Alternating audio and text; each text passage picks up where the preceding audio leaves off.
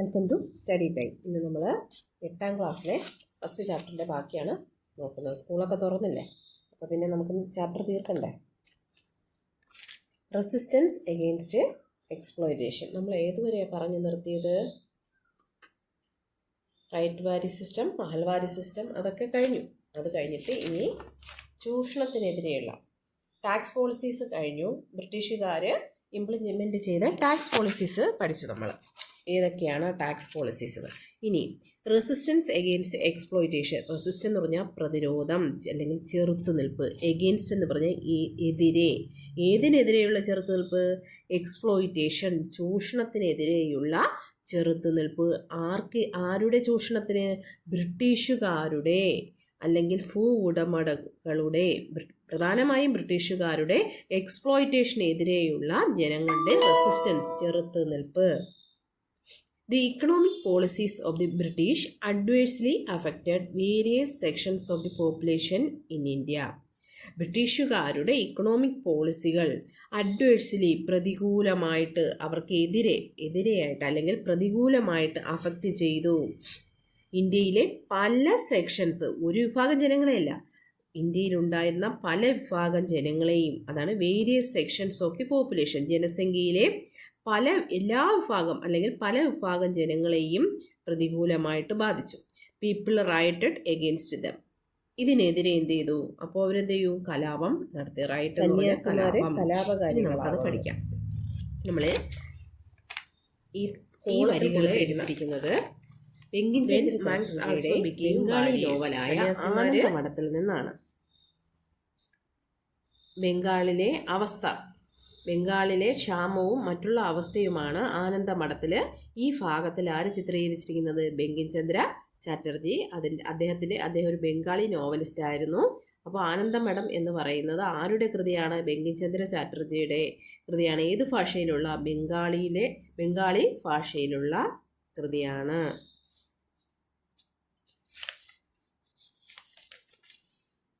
When മങ്സ് became warriors. മങ്സ് എന്ന് പറഞ്ഞാൽ സന്യാസിമാർ, വാരിയേഴ്സ് എന്ന് പറഞ്ഞാൽ ഭടന്മാർ അല്ലെങ്കിൽ യുദ്ധം നയിക്കുന്നവർ.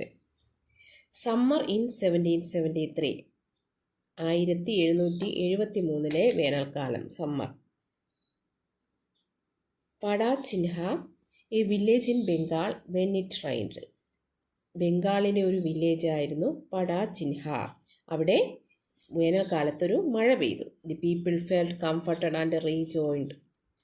ജനങ്ങൾ എന്ത് ചെയ്തു? ജനങ്ങൾക്ക് ആശ്വാസമായി, അവർ സന്തോഷിച്ചു. വേനൽക്കാലത്ത് മഴ പെയ്യുമ്പോൾ എല്ലാവർക്കും സന്തോഷമല്ലേ? കാരണം എന്താ? വിളകളെല്ലാം കരിഞ്ഞുണങ്ങുന്ന സമയമാണ്. അപ്പോൾ ചെടികൾക്കെല്ലാം അല്ലെങ്കിൽ നട്ടിരിക്കുന്ന വിളകൾക്കെല്ലാം എന്ത് ചെയ്യും? ക്രോപ്പിനെല്ലാം മഴ കിട്ടിയാൽ നല്ലതല്ലേ? അതുപോലെ ജനങ്ങളുടെ ചൂടും ഒന്ന് കുറയും. But the rain suddenly stopped. എന്നാൽ സമ്മർ സീസണിൽ പെയ്യുന്ന മഴ എന്ത് ചെയ്യും? പെട്ടെന്ന് നിൽക്കും. മഴ പെട്ടെന്ന് നിന്നു. The crops dried up. വിളകൾ കരിഞ്ഞുണങ്ങി. ദെർ വാസ് ഫാമിൻ എന്ന് പറഞ്ഞാൽ എന്താണ്? ക്ഷാമം. അവിടെ അങ്ങനെ വിളകൾ കരിഞ്ഞുണങ്ങുമ്പോൾ നമുക്ക് എന്ത് ചെയ്യും? വിളകൾ കരിഞ്ഞുണങ്ങുമ്പോൾ ഭക്ഷ്യക്ഷാമം വരും.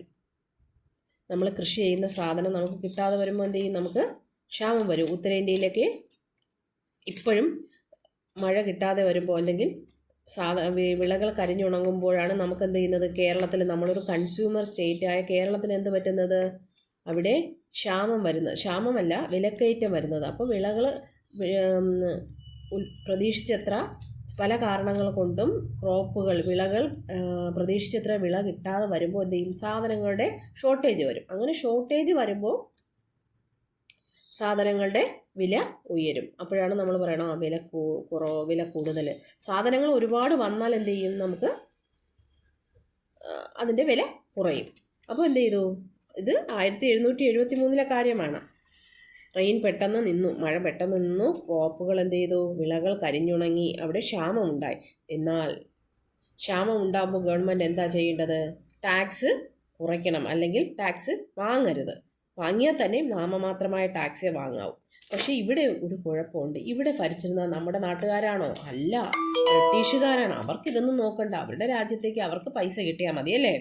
The government did not stop collecting tax. ക്ഷാമം വന്നിട്ടും ഗവൺമെൻറ് എന്ത് ചെയ്തില്ല? ടാക്സ് കളക്ട് ചെയ്യുന്നത് നിർത്തിയില്ല. The ran around collecting taxes and arrears in compulsory fashion. അവരെന്ത് ചെയ്തു? ടാക്സ് കളക്ട് ചെയ്യാൻ ചെയ്തു. കമ്പൽസറി ആയിട്ട് അവർ ടാക്സ് കളക്ട് ചെയ്തു. Bengal went through a miserable phase. ഇതുമൂലം എന്ത് ചെയ്തു? ബംഗാളിലെ ജനങ്ങൾ വളരെയധികം കഷ്ടപ്പെട്ടു. പീപ്പിൾ സഫേർഡ്, ജനങ്ങൾ ഒരുപാട് സഹിച്ചു. ദേ സോൾഡ് ദെയർ കാറ്റിൽ, ഈ ടാക്സ് അടയ്ക്കാൻ വിളകളില്ല. ആ ഭക്ഷ്യധാന്യങ്ങൾ കൊടുത്ത് മാത്രമേ അവർക്ക് വേറെ, ഇന്ത്യ എന്ന് പറയുന്നത് ഒരു കാർഷിക രാജ്യമാണ്.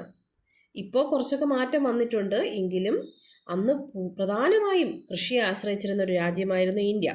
1773 പീരീഡ് എന്ന് ഓർക്കണം. ജനങ്ങൾ എന്ത് ചെയ്തു? ടാക്സ് അടക്കാൻ വേണ്ടി അവർ അവരുടെ ക്യാറ്റിൽ, കന്നുകാലി കൂട്ടത്തെ വിറ്റു. അത് വെച്ചാണ് അവരെന്ത് ചെയ്തത്? ഉഴുതിരുന്നത്.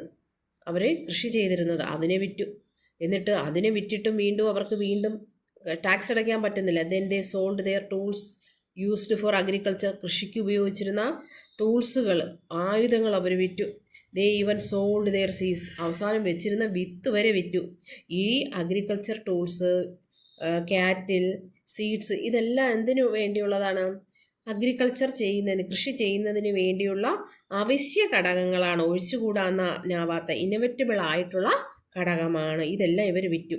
Then their jewelleries and utensils. അവരുടെ ജുവല്ലറി വിറ്റു. പിന്നെ അവരെ വീട്ടിൽ ഉപയോഗിച്ചിരുന്ന പാത്രങ്ങൾ വിറ്റു.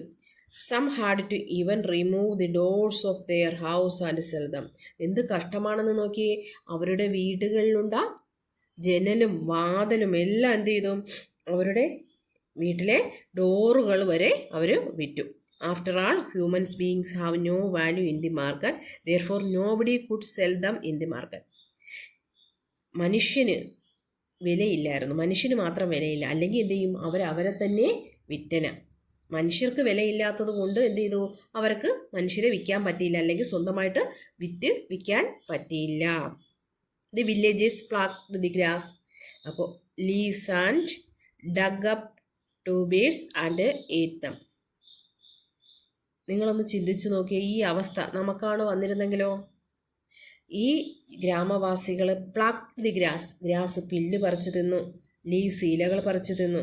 And dug up tubers and ate them. അവർ കൈ കിട്ടിയ സാധനങ്ങളും മണ്ണ് വരെ എന്ത് ചെയ്തു? വാരി തിന്നേണ്ടെന്ന ഒരു അവസ്ഥയായി.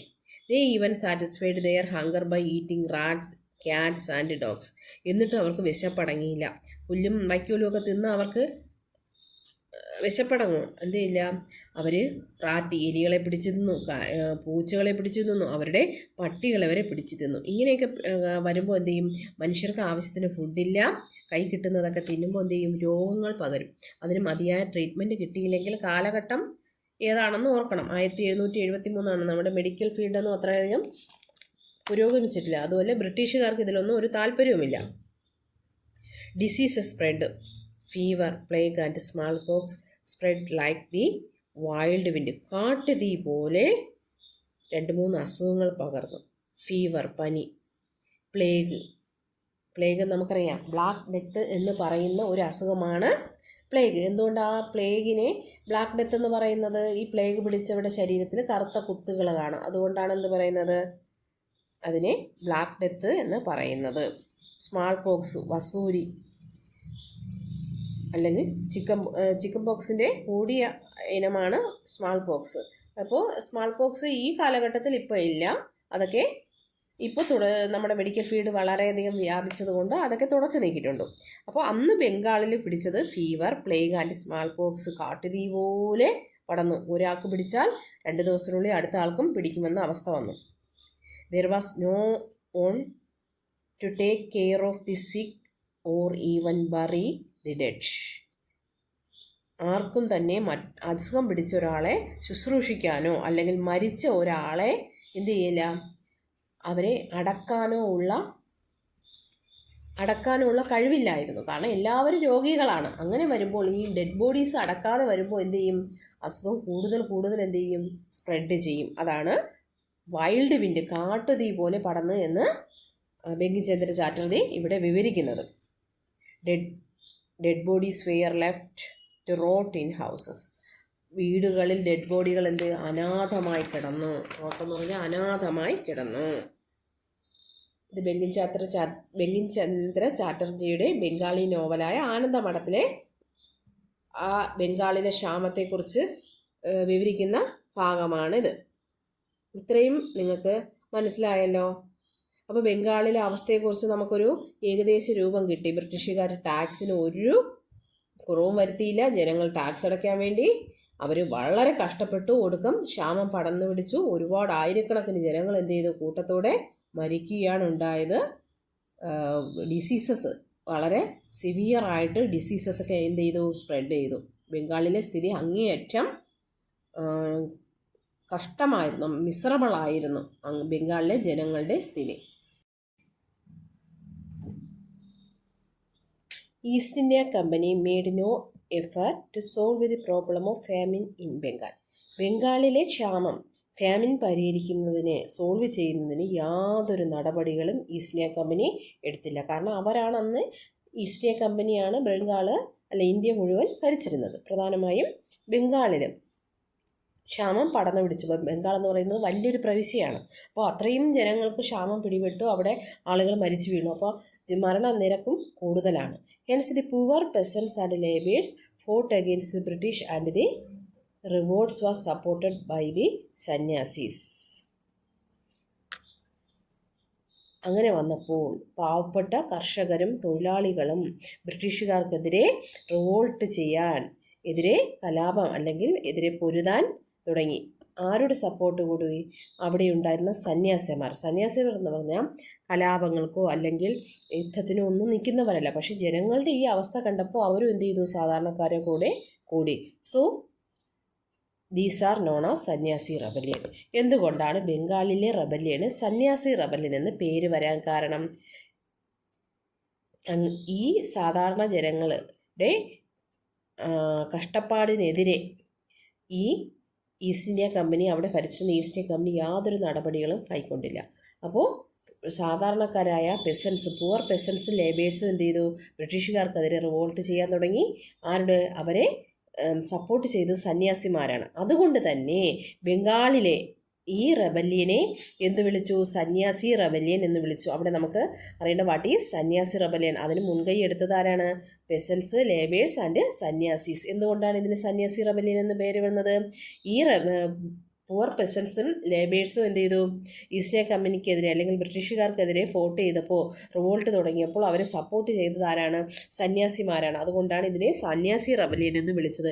സന്യാസി റെബല്യൻ നടന്ന പ്രോവിൻസ് ഏതാണ്? Bengal.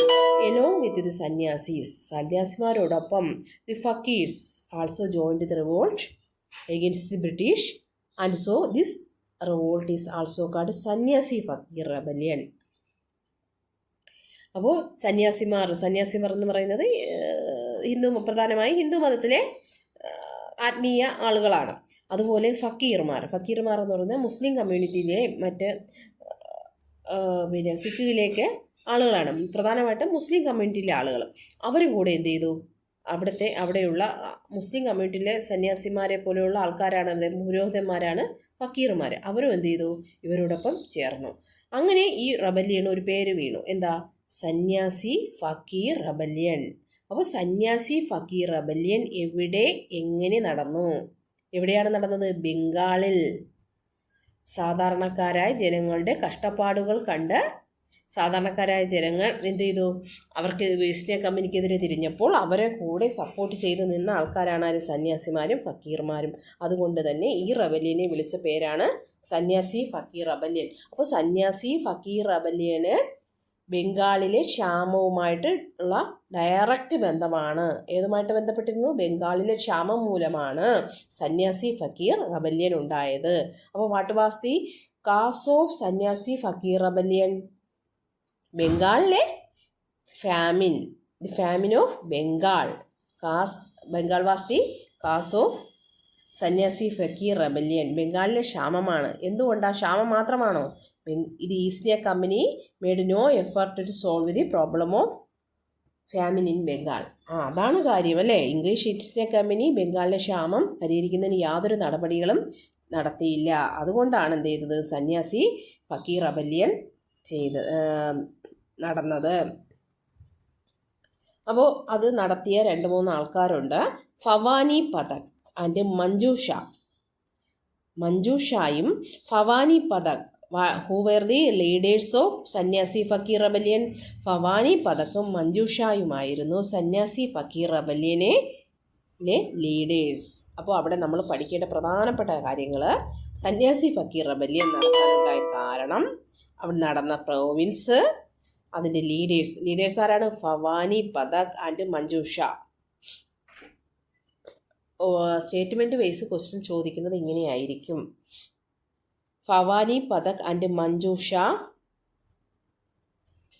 Lead the Sanyasi Fakir rebellion. അല്ലെങ്കിൽ ചിലപ്പോൾ മാറ്റി ചോദിക്കാനും വരും. Bhavani, Pathak and Manjusha were the leaders of Munda rebellion. This statement is right or wrong, partially right എന്നൊക്കെ ആയിരിക്കും ചോദിക്കുന്നത്. അപ്പോൾ ഞാൻ പറഞ്ഞത് എന്താ? മുണ്ട റെബല്യനിലെ ആൾക്കാരല്ല ഇവർ. ഏതിലെയാ? സന്യാസി ഫക്കീർ എന്ന് ഓർത്തിരിക്കുക. ഭവാനി, പതക്കും മഞ്ജുഷായും. ഈ വന്ദേ മാതരം എന്ന് പറയുന്നത് എന്താ? നമ്മുടെ നാഷണൽ സോങ് ആണ്, ദേശീയ ഗീതമാണ്. ഇത് ഏത് നോവലിൽ നിന്നാണ് എടുത്തിരിക്കുന്നത്? ആനന്ദമഠം. ആരാ എഴുതിയത്? നേരത്തെ നമ്മൾ പറഞ്ഞ ഒരു ഇതുണ്ടല്ലോ, ബംഗാളി നോവലുണ്ടല്ലോ, അതിൽ നിന്നാണ് എടുത്തിരിക്കുന്നത്. ബങ്കിം ചന്ദ്ര ചാറ്റർജിയുടെ ബംഗാളി നോവൽ 1882 എഴുതിയ Bengali നോവലാണത്.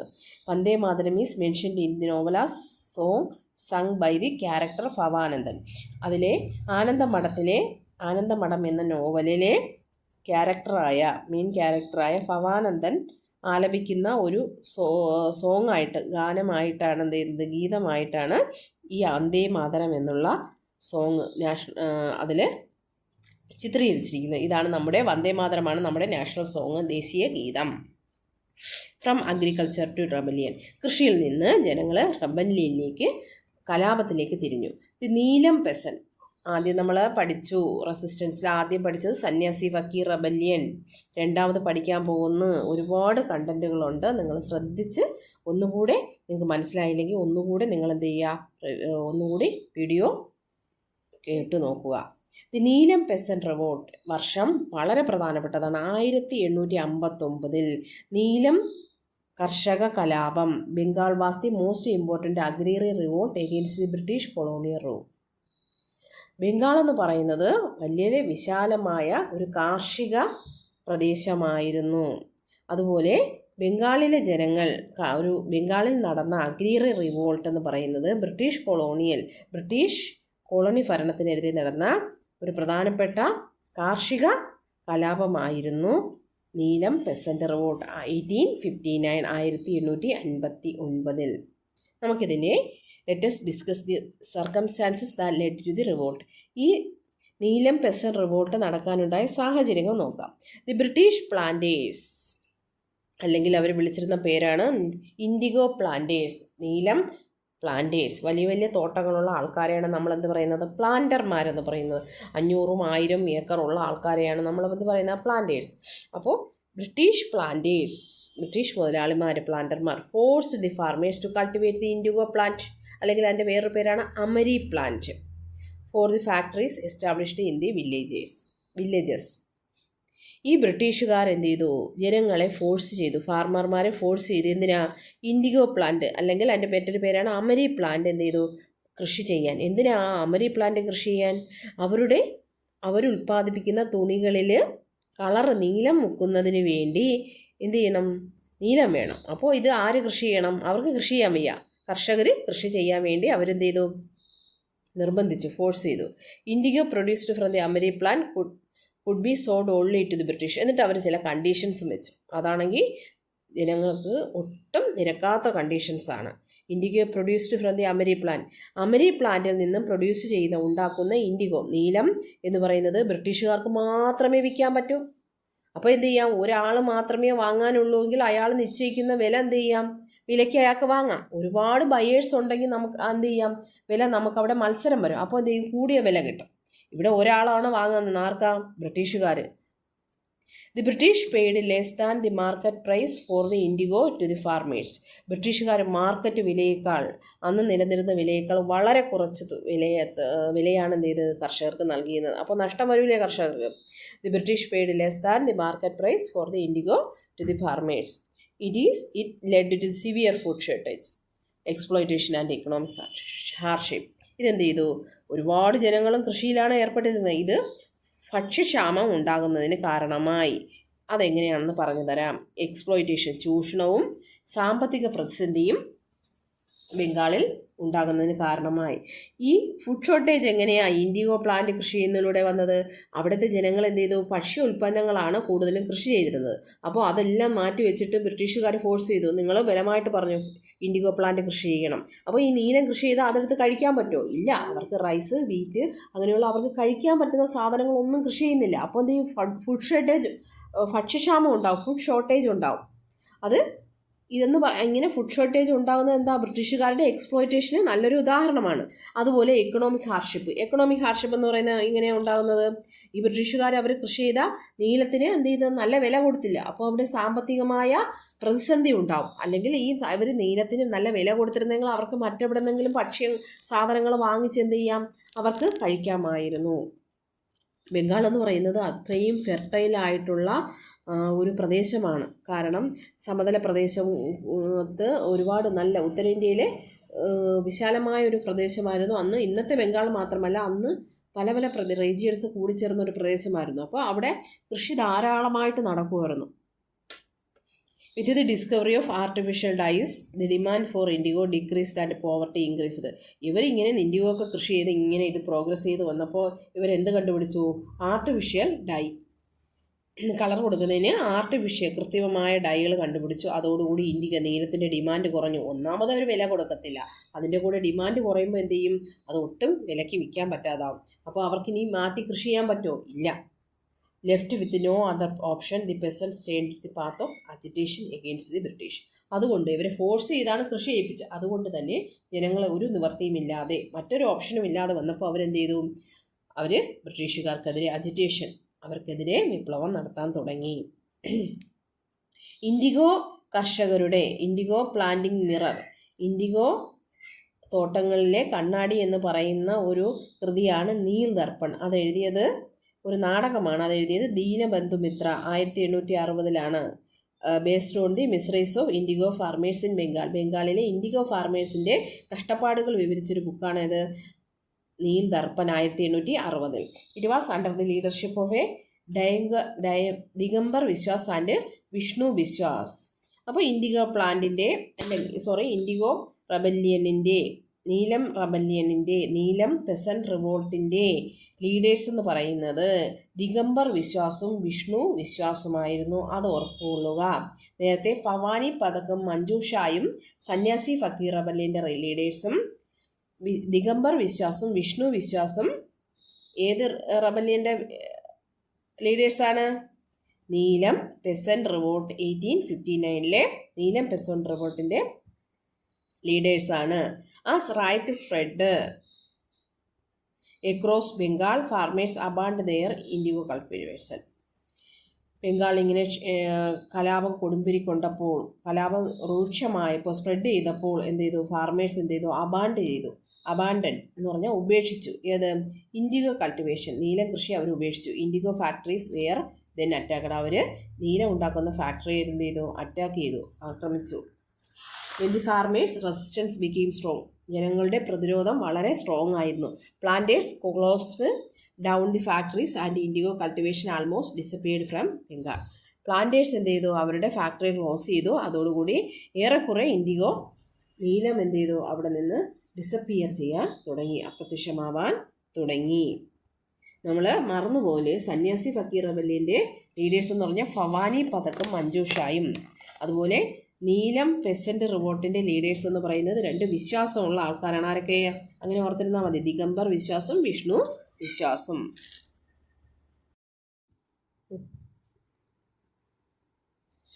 When the forest woke up, വനം ഉണരുന്നു എന്ന് പറഞ്ഞാൽ എന്താ? കാട്ടിൽ താമസിക്കുന്ന ആൾക്കാരെന്ത് ചെയ്യുന്നു? അവരും ബ്രിട്ടീഷുകാർക്കെതിരെ ഉണർന്ന് പ്രവർത്തിക്കുന്നു. The Santhals displayed the most adventurous courage.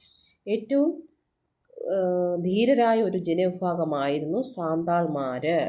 They did not want to surrender even though they did not know when they would be caught and killed. അവർ ഒരിക്കലും ബ്രിട്ടീഷുകാർക്ക് പിടികൊടുത്തിരുന്നില്ല. അവർക്കറിയാമായിരുന്നു ഒന്നുകിൽ അവർ പിടിക്കപ്പെടും അല്ലെങ്കിൽ കൊല്ലപ്പെടും. എന്നാലും അവരെന്ത് ചെയ്യുന്നില്ല, പിടികൊടുത്തില്ല. only 45 Sandas took shelter in a mud hut and fought against the British soldiers. ഒരിക്കൽ എന്ത് ചെയ്തു, 45 സാന്താൾമാർ ഒരു മണ്ണ് കൊണ്ടുണ്ടാക്കിയ ഒരു ഹട്ടിൽ, ഒരു കുടിലിൽ അവർ ബ്രിട്ടീഷുകാർക്കെതിരെ അവിടെ ഇരുന്നുകൊണ്ട് ബ്രിട്ടീഷുകാർക്കെതിരെ എന്ത് ചെയ്തു, പൊരുതുകയായിരുന്നു. അപ്പോൾ എന്ത് ചെയ്തു, ബ്രിട്ടീഷുകാരെ അവരെ വളഞ്ഞു. The British soldiers fired indiscriminately at the hut. അവർ നിർത്താതെ എന്ത് ചെയ്തു, ബ്രിട്ടീഷുകാരെ ഇവർക്കെതിരെ എന്ത് ചെയ്തു, ഷൂട്ട് ചെയ്തു, വെടിവെച്ചു കൊണ്ടിരുന്നു. ഈച്ച് ടൈം ദി സാന്താർ റെസ്പോണ്ട് വിത്ത് ആരോ. ഇവരുടെ കയ്യിൽ വെടിയൊന്നുമില്ല, വെടിക്കോപ്പുകളൊന്നുമില്ല. അവരെന്ത് ചെയ്തു, സാന്താൾമാർ അവർ അമ്പും മില്ലും വെച്ച് ഇതിന് മറുപടിയായിട്ട് അമ്പും മില്ലും ഇട്ടുകൊണ്ടിരുന്നു. When the soldiers finally stopped fire and ended the hut.